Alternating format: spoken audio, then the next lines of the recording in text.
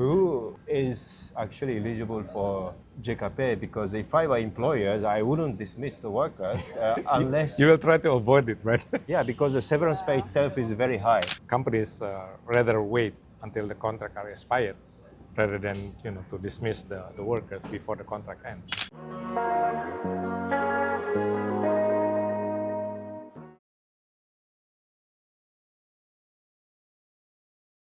There is a program called JKP, Jaminan Kehilangan Pekerjaan in Indonesia. It's an unemployment insurance basically for wage earners in small and to big companies. They have the rights to be members of the JKP. It's mandatory for them, but workers in micro enterprises, it's voluntary to participate in JKP. Wage earners who can receive JKP, it has to be verified, the laid-off, the dismissal.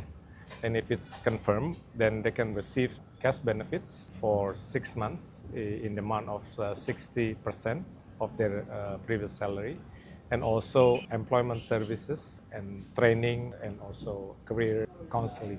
And it's only for the workers who got dismissed. Yes. Because a lot of workers in Indonesia are under PKWT contract. When their contract ends, they have to find another job. Yes. Will they also be eligible? No. According to the existing regulation, PKWT workers who got their contract ended, they are not eligible for JKP benefits. So only those who, the contracts are cut short, they are eligible. I'm just wondering, in practice, we don't have data, and I don't know if the government even has a data on this, but what is the common practice to dismiss workers? Because the severance pay, the Sangon, is quite high compared to any other countries. If the company is dismissed, even though Cipta Kerja law reduced the formula, lower the formula, right, for Pesangon. But still, it's quite kind of costly for the company to dismiss workers by regulation if they follow the law. So I'm just wondering, in practice, who is actually eligible for JKP? Because if I were employers, I wouldn't dismiss the workers unless... You will try to avoid it, right? Yeah, because the severance pay itself is very high. Yeah. If they are managing the big companies, stock market listed companies, they have obligation to comply this and this and this. Yes. But the medium companies with like 50 employees, it's like a family, and then its employment relationship is not that kind of dry. It's really hard for workers to negotiate, employers, and then employers may rather wait for the expiry of contract. I don't know, in practice, the policy design itself is now really limited to top employees in the labor market. That's how I feel. Yeah. In practice, no one has data in that's on why this specific data. That's why it's kind of difficult, right, to really talk about that, because we don't have data. But then what we hear also, many people are saying that, like you said, companies rather wait until the contract are expired rather than to dismiss the workers before the contract ends, just to avoid paying pesangon and obligation and stuff like that. Even though there is a requirement for the companies to report their labor situation to Disnaker, right? To register their workers and to report if they dismiss or if there is a reduction of the workers in their company. But then again, the question is, what is the implementation of that? How effective it is to record the data, to get the data on unemployment, employment, right?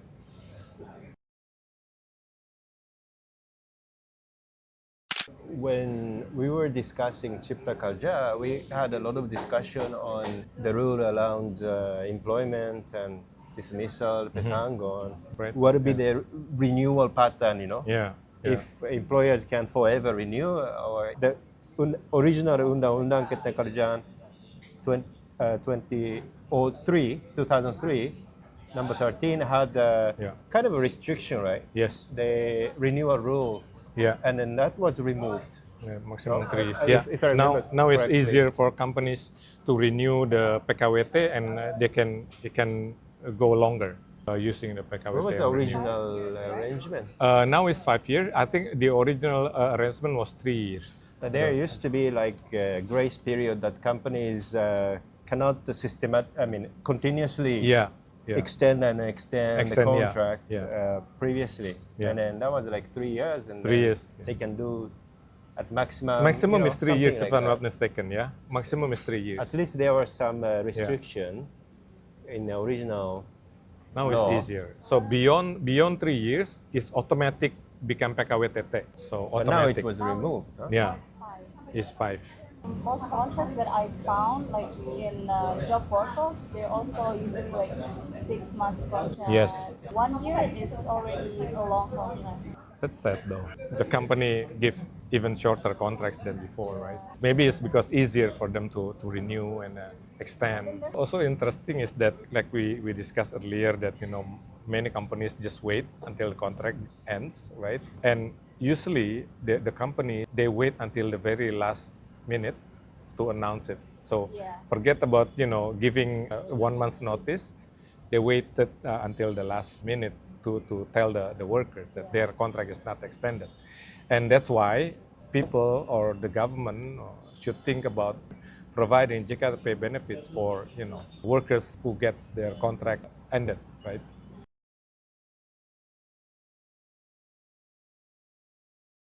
How do other countries support workers who are in between jobs? JKP is quite standard system in Yeah. different countries. Unemployment. 12-month Yeah. contribution, right? 6 Yeah. months benefit, 3 to 6 months benefit. Yeah, Uh, quite similar. certain You must pay like 12-month Contribution. contributions within the last 24 months, 2 years, and then you would be entitled to 3 to 6 month benefits, Yeah. around the 50% of Yeah. your wage. Wage. That's quite standard. Yeah. But what is very unique here is you can only claim 3 times in your life, and then once you claim, you have to contribute for 5 years 5 instead years. of 12 12, months. 12 months, yeah. So we can only claim every 5 years. After the first one. Not every. You must contribute 5 years. Yeah. You have to pay 5-year contribution, not 1-year contribution for the second claim. To me, it doesn't make sense because you pay one year to Yeah. claim one time, and you must pay 5 years to claim another time.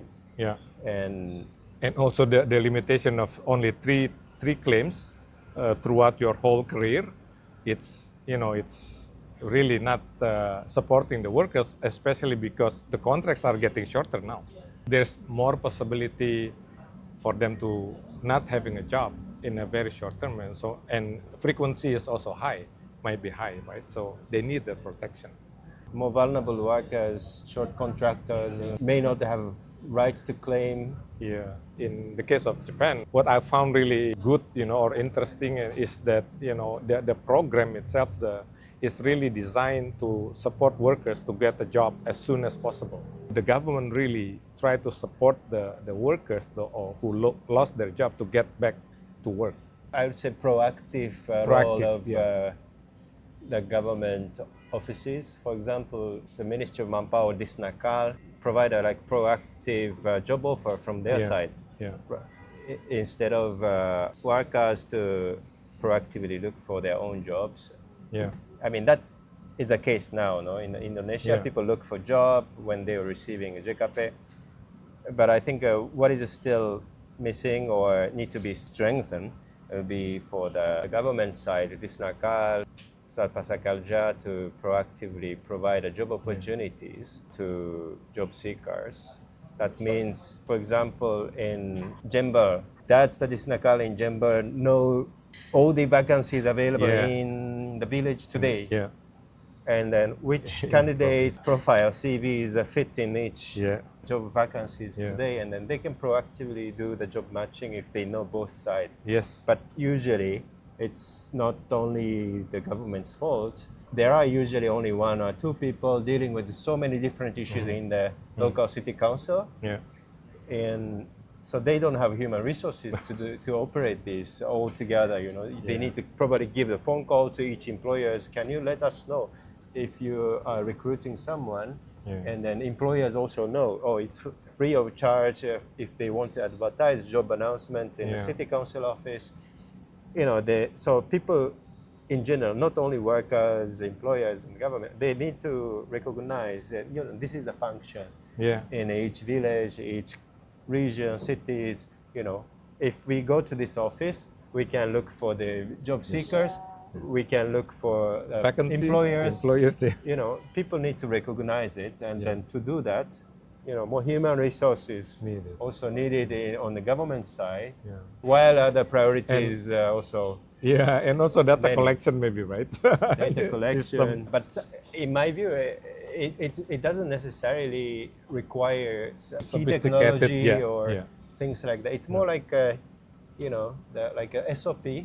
Yes. And human resources, right budgeting, and so more strategic allocation of human and financial resources and the supports from the public. And I think also incentives for the employers, for example, to when they report, because there's the obligation, right, to report, they call it WLKP, wajib lapor ketenagakerjaan perusahaan. So when they report, if they get the services that they can get, employees soon, according to their needs, that meets their qualification, then it's an incentive for the employers to provide the information, right, to the offices. But people need money. I mean, the training is one package, but that's why there's the cash benefits. I think the main objective of this scheme should be the cash benefit to provide temporary partial income between unemployment to employment. And in addition, as you said, I think vocational training is important.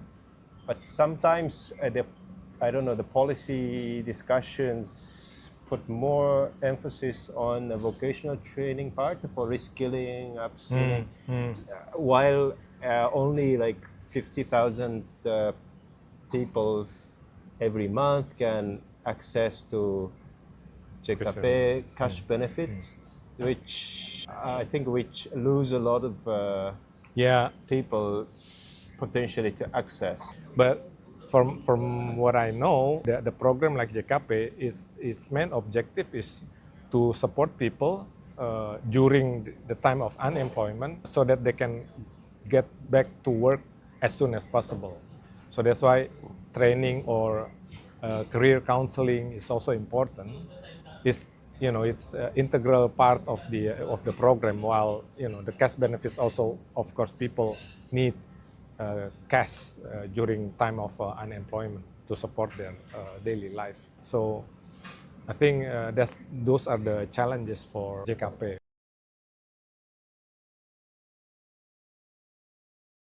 To claim, they also first need to prove the dismissal has to be verified, and if there is dispute, they have to wait until it is decided. I don't know in other countries. In Japan, if you got dismissed, what the sort of like the BPJS office in Japan need to know is both employers and workers confirm that there is a dismissal, and that's it. That's already the ground for them to provide the benefits. But if there is a dispute, they can settle it, but the benefit is given first. So it's not waiting the dispute to be settled and the court, for example, to decide yes there's a valid dismissal, then give the benefit. Is not. If they dispute, but they still the receive benefit first, and if the court decision at the end was not dismissal, they have to pay back. That's another issue. The workers have to pay back.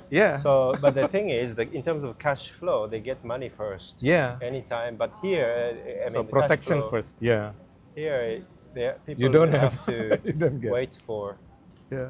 the court decision, right? Yes, they have to wait for if they go up to the court.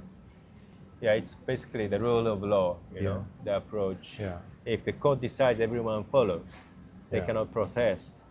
That's another perspective, and they have to pay back if it's not They have to pay back. right reason to Yeah. claim the benefits. Yes. It depends on the country context, though. Yes. If, for example, in the context of Indonesia, we cannot expect people to pay back. In such case, to respect the court decision, I don't think that policy will take place. Yeah.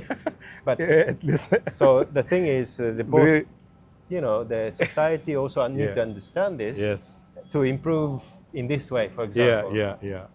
Yeah. The mechanism for that. Yeah, right? Yeah.